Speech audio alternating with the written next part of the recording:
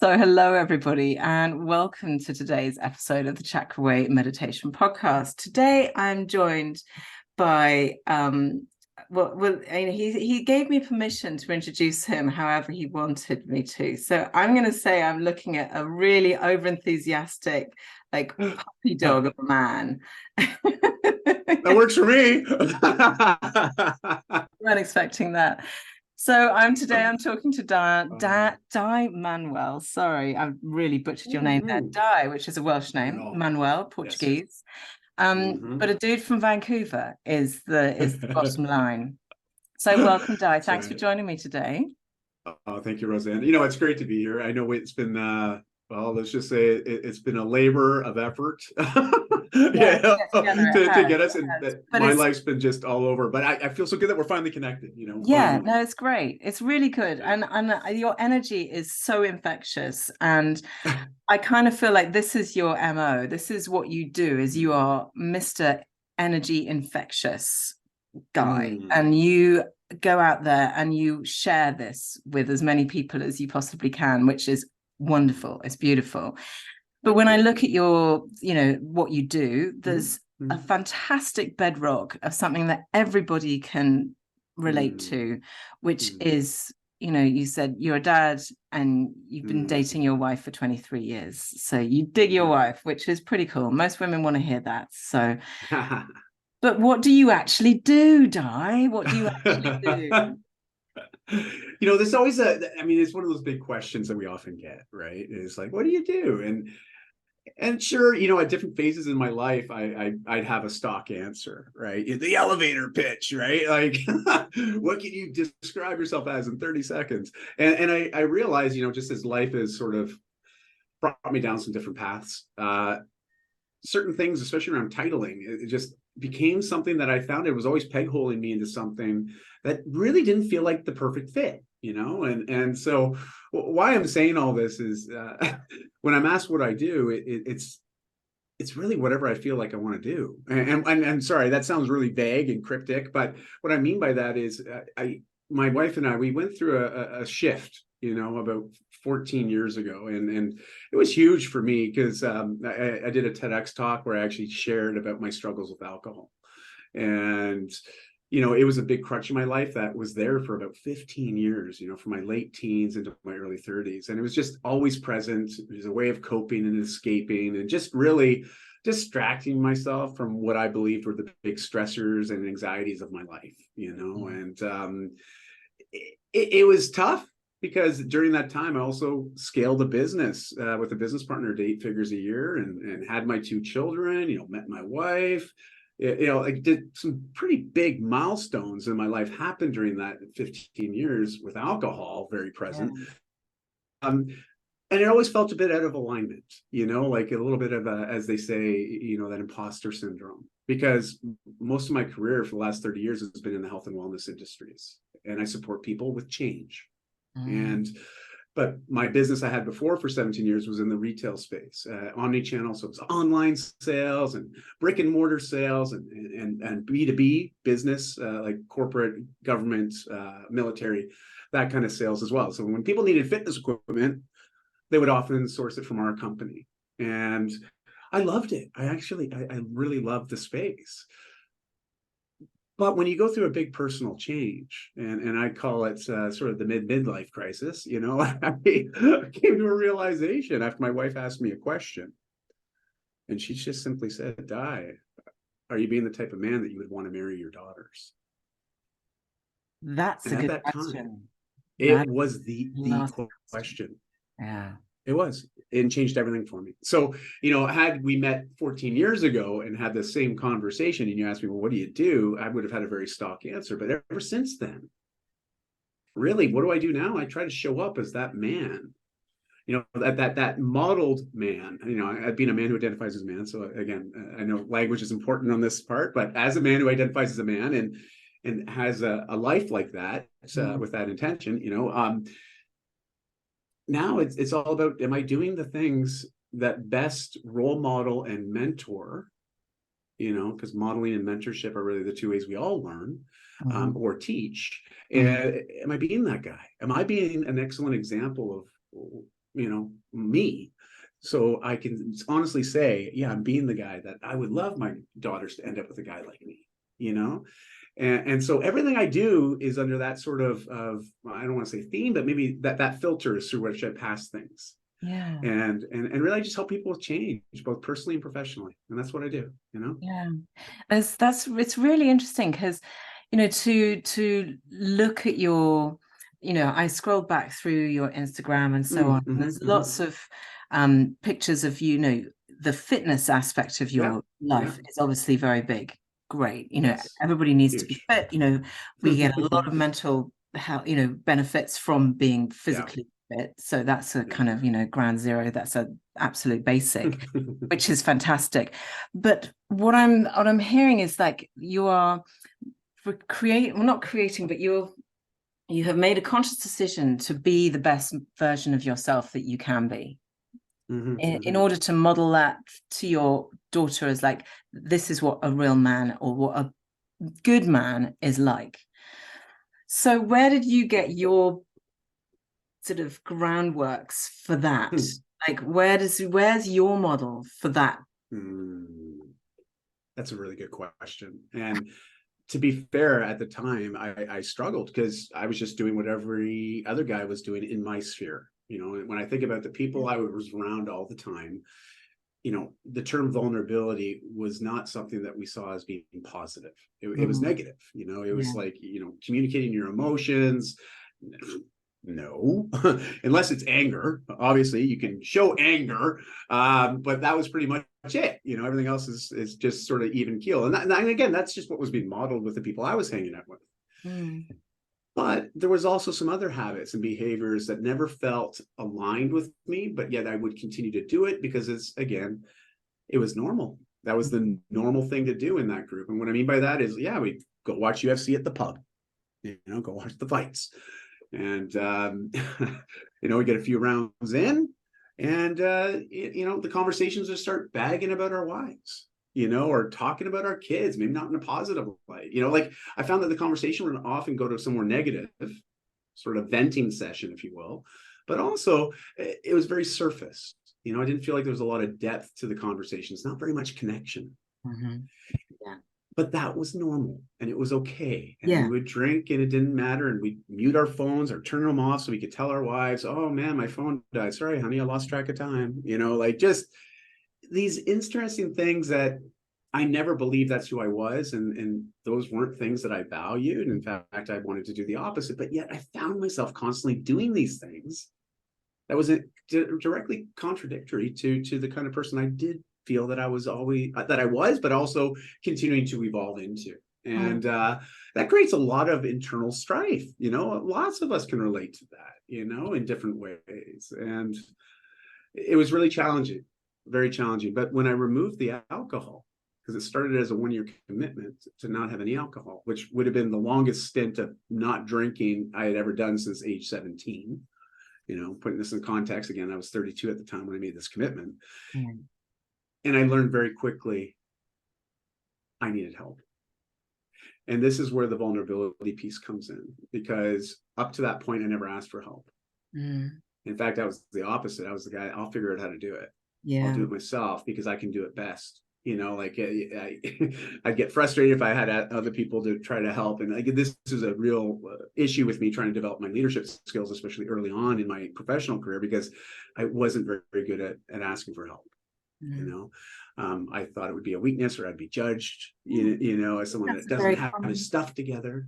It's common with men, I think. I think you're right. I think you're right. Yeah.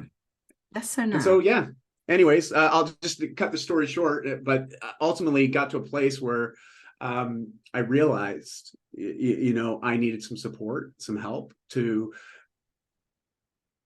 really create the space to explore, well, what kind of man do I want to be? Not only for my girls and for my communities, for my coworkers, but for me. And by removing the alcohol, I realized that is a big question and one I'm not too sure on how to answer right now.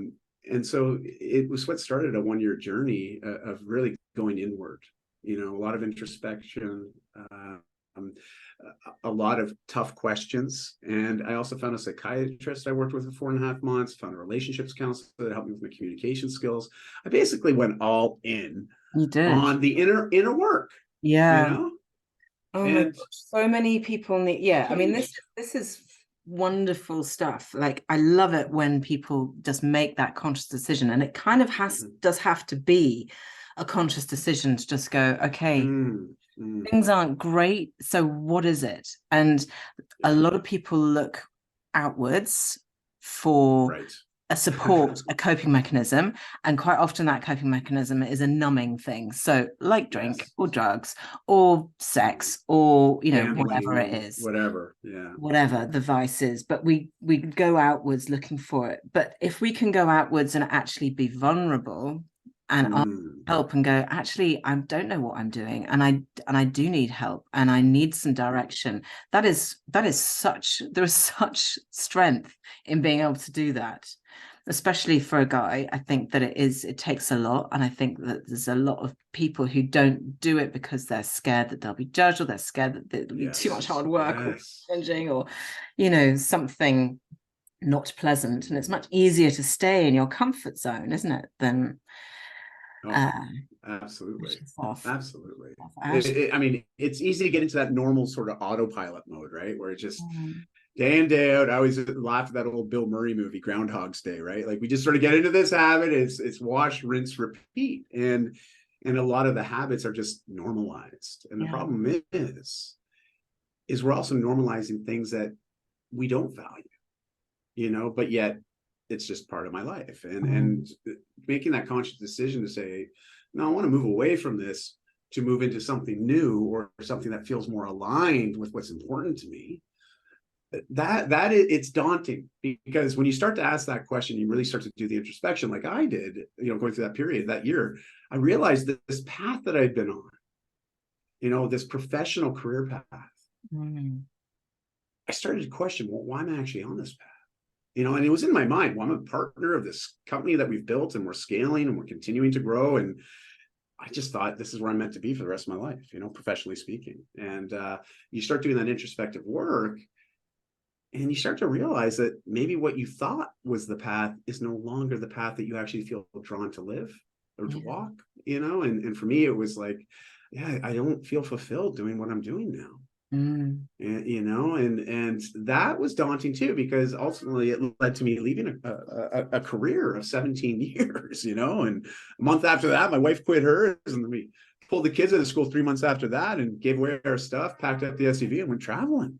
With no plan. We didn't do it well, but we did it anyways. And we just started traveling, and we literally traveled for about 5 years, 2.5 years. We lived in Bali, Indonesia, of all places, like it was amazing what happened when you start to lean into that kind of work, and you start to really allow yourself to start to envision the life that you truly have always wanted, but maybe had been too intimidated or afraid or concerned that either judgment, or fear of failure, or, there's lots of reasons we can tell ourselves why we shouldn't do something.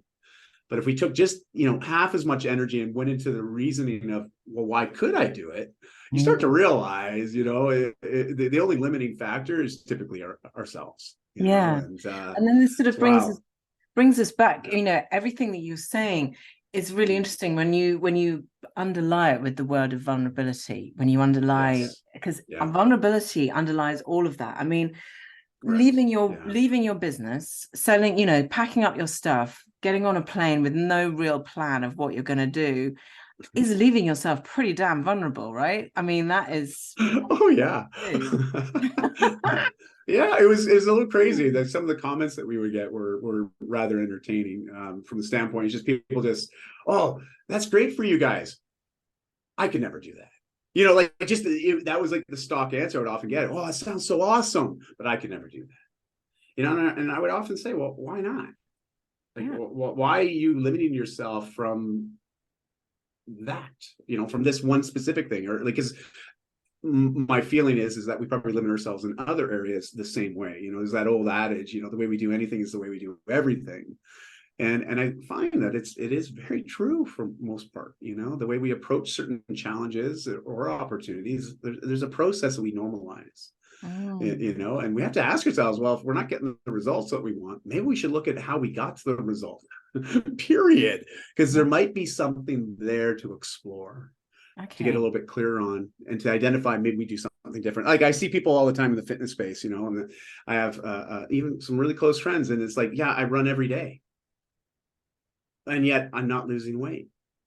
And I'm like, are you asking a question here, or are you just making a statement? Like, are you asking for some input, or are you asking to talk about this, or some help, or some, because I'll see people do the same thing over and over, expecting certain results, and yet those results don't come.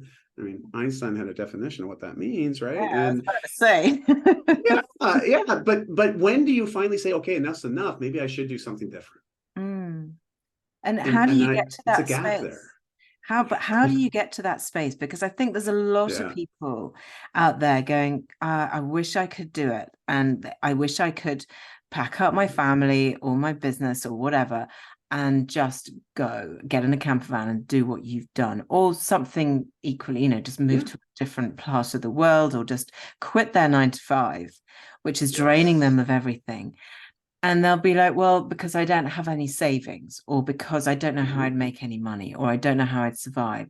Is that been your experience when people say, I couldn't do that, and you go, why? They say, is it those kind of, I can't survive things? That is very common. It is very common, but it's also, depending on where people are at in their stages of life, like I find that there's just a lot of excuses. Like they're very quick to come to those answers. And I'm like, well, how did you come to that answer? Why so quickly? Like, it's one thing to say, well, I don't have the finances. Okay, fair enough. But have you ever considered what would be the number that you would need to feel comfortable and confident that you could do that? Is that even an option? Would you even want to entertain yourself with that idea? Because we're so quick to get to the answer of no, or to really justify that underlying belief that I could never do that. And here's why. And I find often it's just excuses. They're not founded in reality. And what I mean by that is, like, it's just we haven't done the work to try to formulate a plan to even possibly do it. We're just quick to say no. And what really got me very aware of this in myself was I was turned on to a book called The 5 Regrets of the Dying by Bronnie Ware. You're familiar with that? I don't, but just the title, I'm like, yeah, I'm in. I think you and anybody watching and listening to this, you'll love it. She's got a great TED Talk, so you can just watch the TED Talk if you want. It sort of surmises what the book talks about, but I'll give you sort of the short version here. It's, here's this woman that was an RN, and she took it upon herself to make people comfortable at end of life. That's what she really specialized in, sort of like hospice type settings. And I mean, that is a heck of a journey, for anybody, because it's that final journey that we often have to take on our own, and it's very lonely. And I remember my dad going through it with his cancer, and I mean, that 10 days in the hospice was awful, for everybody involved. But especially my dad. I just remember him just sort of, he woke up, they had him, he was in a lot of pain with his pancreatic cancer, and remember they sort of knocked him out, just keeping him really his pain control. So I remember him coming out of a nap and waking up and like, I'm still here, like my dad was pretty funny, but it was kind of tongue in cheek with that. But it was, people are just there waiting. And so here you get people at this end of life stage, often on their own. You have this wonderful nurse that has a great bedside manner that really just wants to get to know people. And she would often ask a singular question: is there anything you regret not doing with your life? And she started to document the answers she got.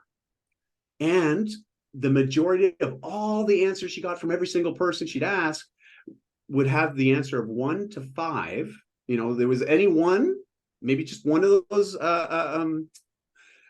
basically, very common. People had multiple, regrets, but she found that it was always the same 5.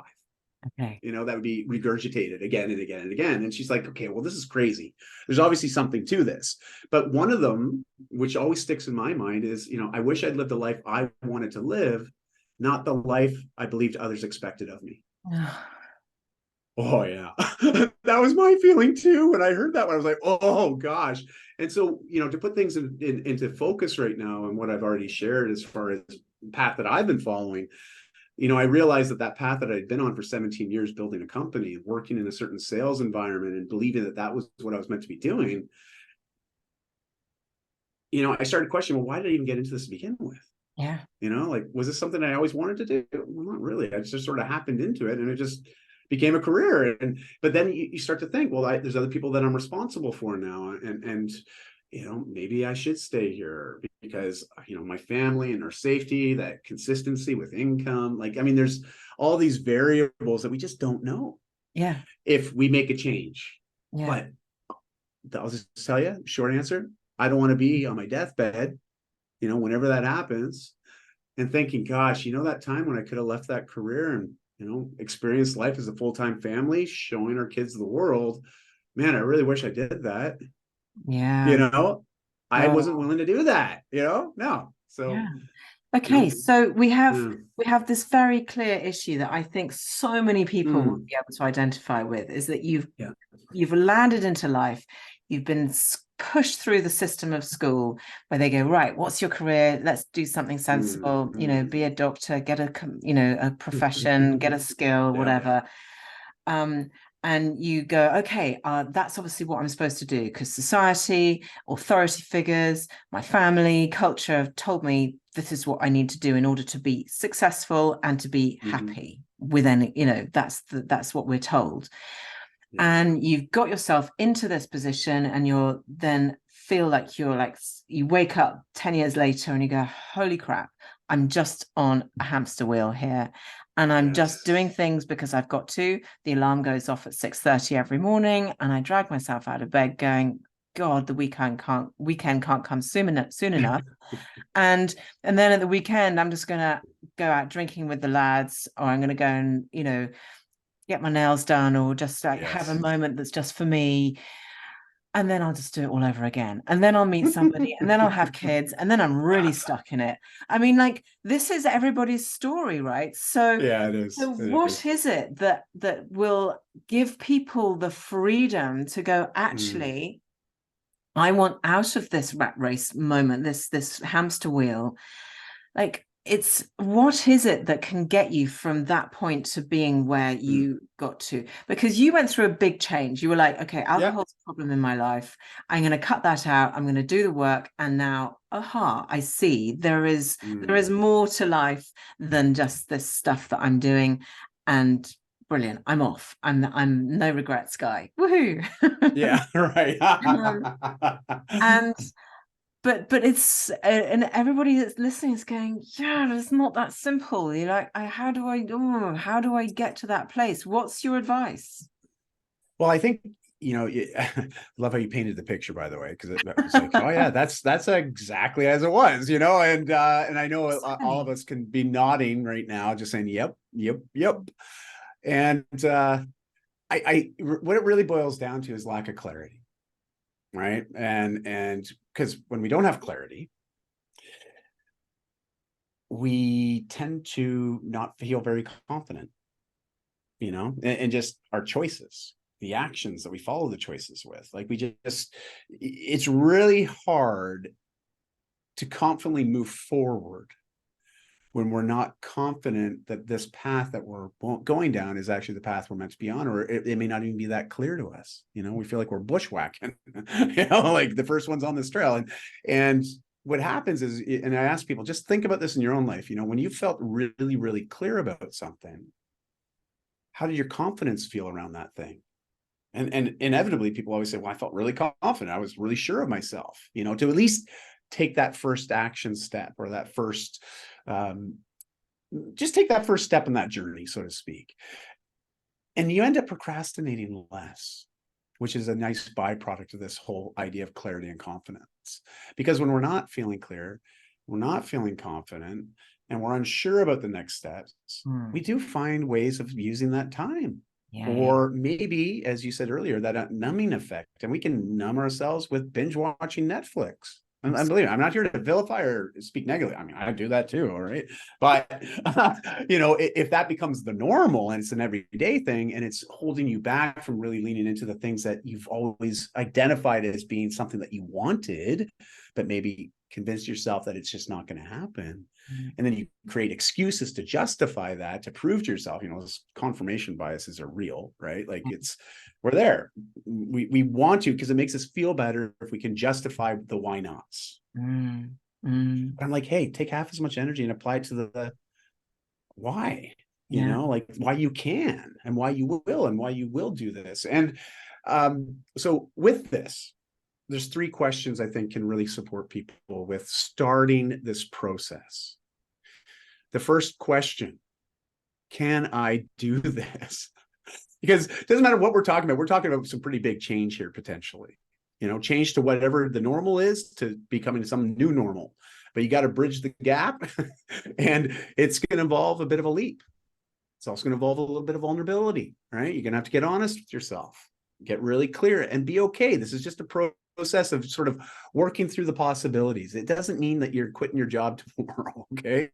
I mean, maybe it does. Good on you. That it wasn't. It was an 18-month process to get to the place where I finally decided I was going to leave this career of 17 years.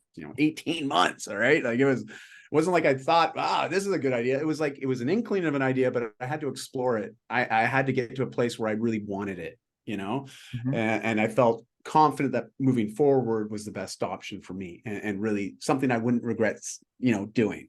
Yeah. And so that first question is wonderful because it identifies some gaps in our knowledge.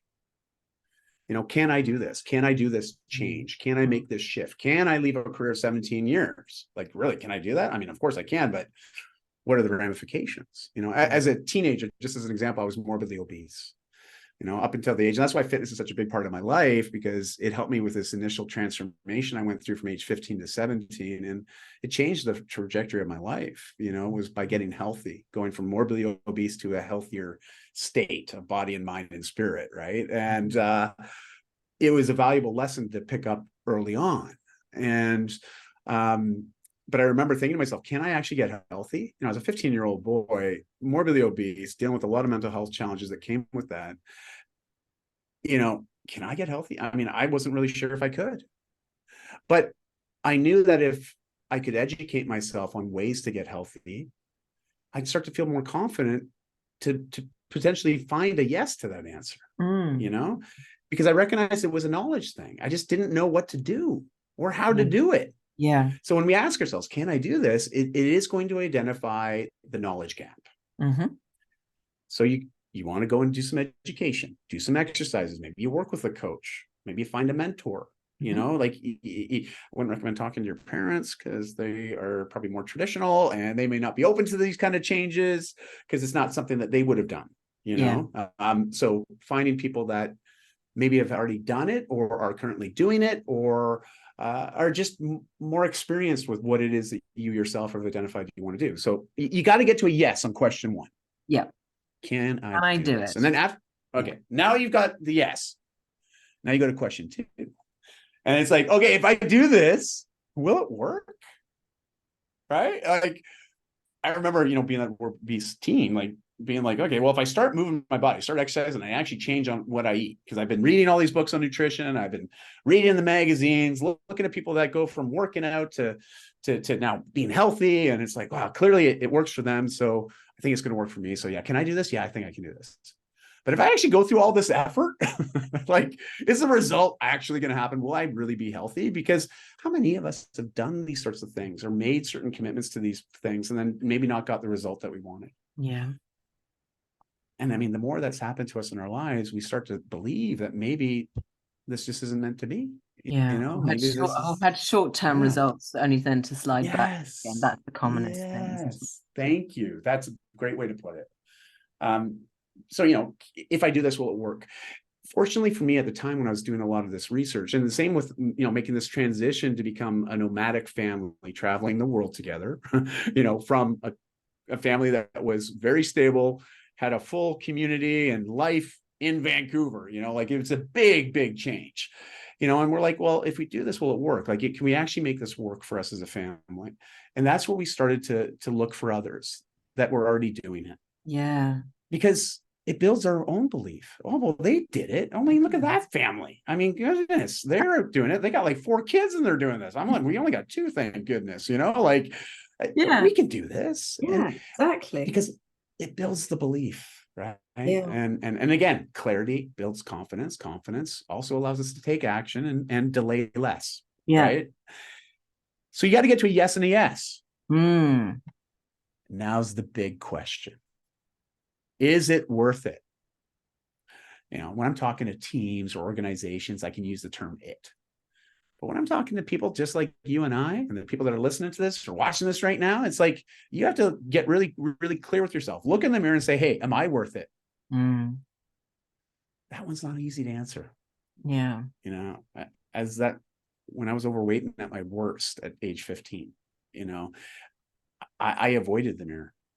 I avoided photos. I mean, there's only a couple photos of me I can even prove to people that I was in that state, because I avoided social settings. I was extremely introverted, dealt with social anxiety, because I always thought people were judging or mocking or ridiculing me. That's just what I believed was going on around me. I believed everybody was always talking about me negatively. That was, again, teenage boy. That's just where I was. And, am I worth it? I'll tell you, at that time, I couldn't have honestly said I was. Yeah. But this is where the follow-up to that comes. It's like, who do I need to get around, to support me with doing it, making that change? Because if I don't think I'm worth it, I bet you there's other people out there that have felt the same way at some point in time. There's people that are making those changes. Like, who can I get around that can help me with this? And that identified community and finding people that would support me with some of the things I wanted to make changes around. And it's empowering to find a great community. Like people that are a few steps ahead. The foundation of everything. And I'm gonna have to, because this is what I do, I'm gonna have to bring everything back to chakras, because meditate chakra way and all of that. Yes. But what you're talking about there is this foundational root energy of the root chakra, which is your family is the foundation of everything, your community. And it's not just your birth family, although that's obviously important, but your community is the thing that gives you the stability, that allows you to hold boundaries, that keeps you safe and in survival mode. And that's what, if without community, I think that's absolutely key. And I think there's a lot of things said about social media, the evils of social media, but actually, if you're smart about it, the support and the groups and the wonderful people that are there on social media for you to find and to become a part of that little gang of people who understand this or talk about that, or there are tons of people out there that you can use now to identify. I followed you probably do too, the Bucket List family. Amazing. I've been following them for years, and they've done exactly what you did, but like probably X10. They've been doing it for years and years. And they built a whole business around it. Actually, it was funny because they had started in on theirs maybe 8 or 9 months before we set out. Because we set out back in 2015. Like that's when we first went out on our 5-year adventure. And they were right around that time building. He had transitioned, sold his business, and was just starting to lean into that. So my wife specifically, used them and what they were doing as just that inspiration for us. Yeah, absolutely. But then again, it did help that he sold his business for several million, and a lot. He had. Let's discount that. But what I'm getting at is that online there is community out there. There is inspiration out there for everybody and anybody. And that's right. Wonderful. And then the other thing that you were saying, I just want to take you back to what you were saying about finding this clarity. Because for me, when you say that, finding that clarity will give you confidence. For me, clarity is all about third eye. It's all about listening to and trusting your intuition. Because when you know, and there's it's not like anything that needs to be discussed, or even like no pros and cons list required, because you know it. And that's where Yes. what you're talking about, doing this inner work, doing this soul search in whichever direction, in whatever modality. And this is why I love talking to people like you, because, you know, you're not some kind of spiritual guru type person. You're just like a dude who's done this. And I think what my purpose here with this podcast and talking to everybody is to find examples of people who have managed to change their lives, who've managed to kind of create this life that they want through doing a little bit of soul set, a little bit of work. They doesn't have to be spiritual, doesn't have to be woo-woo. It can just be straightforward. Actually, I got my shit together and I and I changed my life. And you doesn't have to be, you know, like, oh, you know, I went and meditated in the desert for, you know, however long, and then I had a vision, or I went to work with a shaman who, you know, wafted some smoke over me and my life changed. Like, there's a really straightforward human way of facilitating change, and you are a really great example of that. Thank you. Thank you. It's yeah, I can honestly say that now in retrospect. I appreciate that comment, but I'll tell you, when you're going through it at times, especially going through big change, there really isn't much that's easy about it, you know, like, especially if it starts to really challenge that foundational belief system, you know, like, just I had that belief that, no, I find a great career and I stay in that career, right? Like, this is it. And I grow up and I retire doing this thing. And I know that's being challenged. That might be older way of thinking, but that's what I was modeled through my parents. I'm still of that generation where my parents had a career. They had that whole career for their entire lives, right? Yeah, And stay with the company until retirement. Gold, yeah, see you later, buy times. Yeah, absolutely. totally.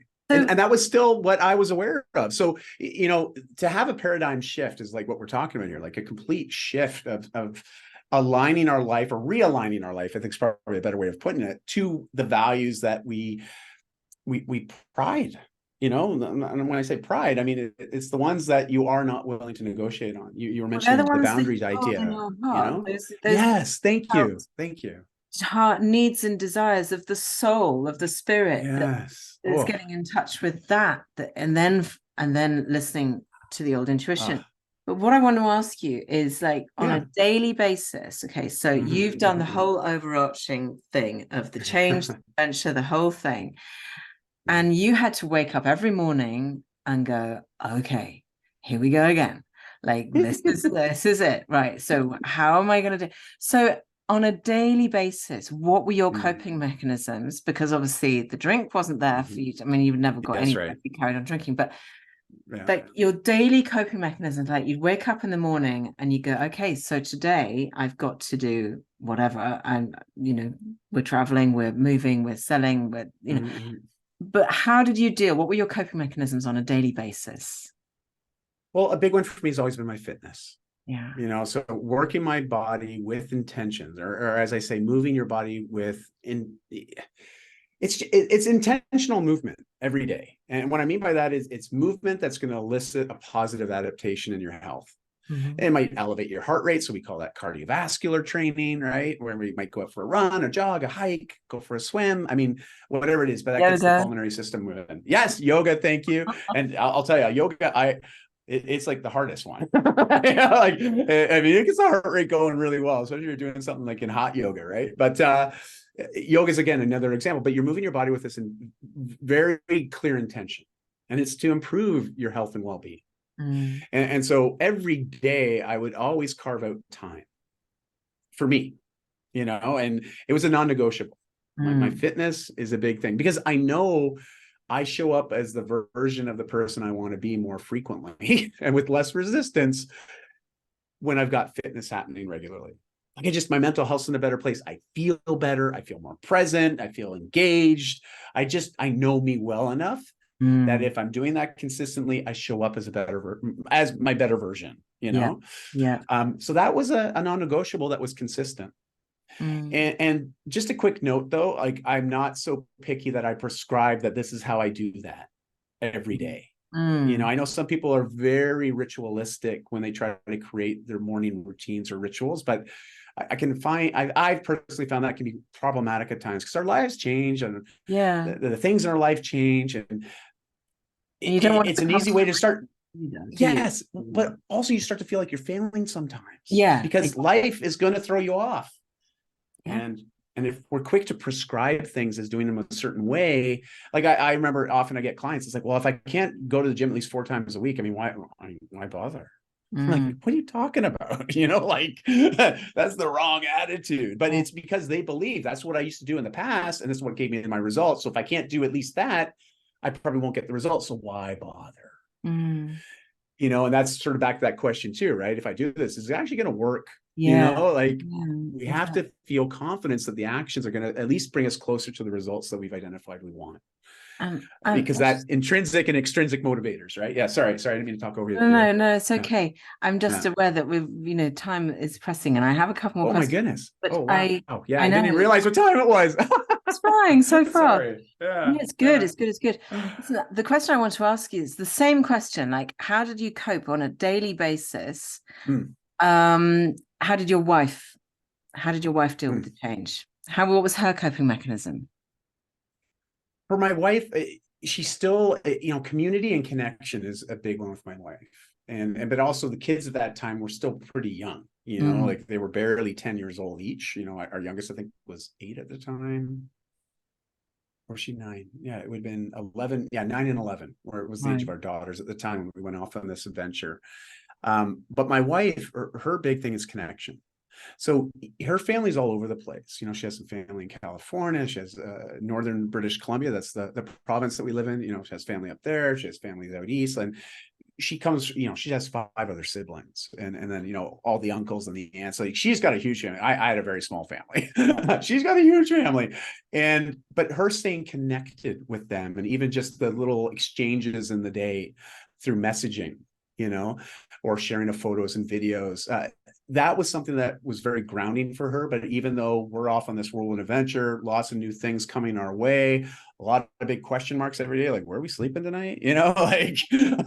There's things like that would come up, and that little connection piece definitely solidified our.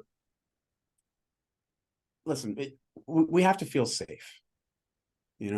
Feeling safe is an important thing. I look at Maslow's hierarchy of needs as an example, right? Like what's on the very base there? It's like basic survival needs we need first and foremost. I mean, you want to be self-actualized, and all that, but if you don't have the foundation set, it's really hard to focus on anything above that. And so for my wife, also knowing that, hey, if stuff goes south, if things go completely wrong, we've got family that care about us, that love us. Support system again, root chakra stuff. Yes, yeah, you've got that foundation, you've got that community that will hold you.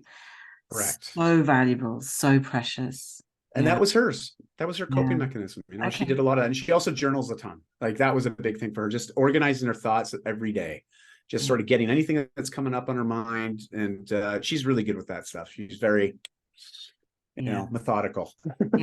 No, that's really interesting, and it's a very it's a very beautiful way to cope, actually, because no man is an island and all of that kind of, all women. Yeah, right.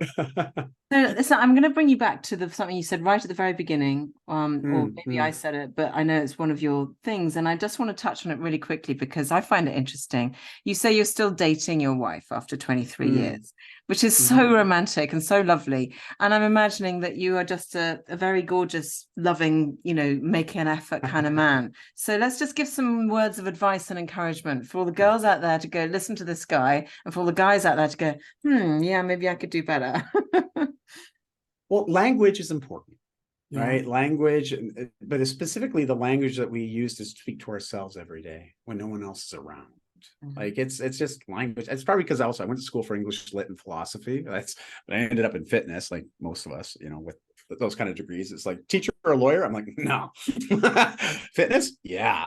But anyways, so I'm a stickler with language. And when we really look at this whole relationship piece, like my wife and I have gone through so much in the last 23 years together, like so much, like it's crazy. Like every once in a while we sit around, we just try to articulate back and forth. Well, let's just recap our lives together. It's a fun exercise to do. If you're out for dinner together, it's like, let's go from day one to where we are now. Let's just think about all those big milestones. And it was huge. It's huge when we go through that list, and it's like, holy smokes, we have grown a lot. Yeah. And we both know that we're very different people today than we were 23 years ago when we first met. Yeah, of course. And along the way, we've also changed a lot. And if we didn't intentionally set time and prioritize that non-negotiable time for us to continuously date and rediscover the people that we're becoming, we'd be robbing ourselves of the opportunity to continuously fall in love again and again. And so dating my wife is very intentional, and the way we do this, and I talked about this idea of trying not to be too prescriptive, but this has worked for us. It's non-negotiable every Saturday night from 5 to 11. It's blocked out on our calendars. It is non-negotiable. It's on both of our calendars, so there's no excuses. We know Saturday night from 5 to 11 is our time together. We don't prescribe what we're going to do on those nights. And actually, we take turns every other week. I'll plan the night. She'll plan the next week's night, and we alternate it back and forth. But we know no matter what goes on through the chaos of the week and all of our lives, and, just stuff happens. We're both working, we got our kids, we got friends, we got family. Like, life is full, as it should be, because we want to fill it. Yeah. But we know we're always going to have Saturday night together to connect. And it's really been instrumental in our relationship. And it didn't always start that way. It was something that we sort of came to, especially after I went through that big change and moving away from alcohol, like basically saying no to booze so I could say yes to the life I'd always wanted. And during that process, this is where we really got clear on some of the intentions we want with our relationship. And that was one of them, to always be dating. So beautiful, that, because it's so goddamn simple. It's like, it is basic. There's no secret. It's just understanding that concept that if you want a long-term marriage, you're all going to change, and to actually keep, and it's so easy to lose that. Just go, oh, you're just there, you're just there, and like, let's just watch telly. Let's just do it.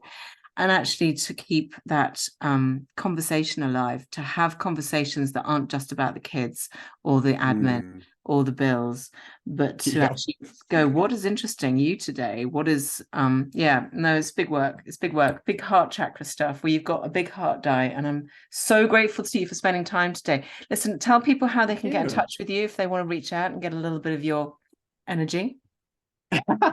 Well, thank you first and foremost. It's been an honor to be here today. And before I share that, I just want to acknowledge you, because what you're doing and what you're creating, I know it's not easy.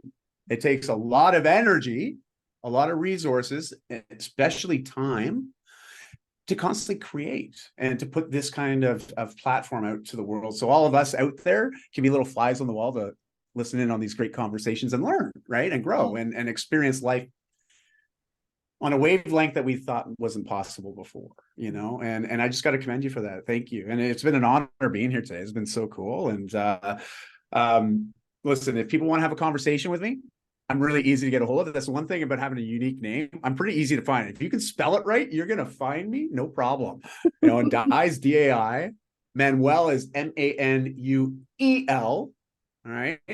And if you can type that into any search function, whether it's Google, search engines, or any social platform, you'll find me. Yeah. I'm most active on LinkedIn and Instagram. Those are my two primary platforms, though, because I also recognize I work with a lot of CEOs, high performers, business owners. They often shy away from social, but they're on LinkedIn. So they're on LinkedIn. That's the one social that I'm not on, and I just don't understand it at all. But I really we should have a talk. Yeah, we'll have a talk. Yeah, you'd be great on LinkedIn. They need you. Trust me, they need you.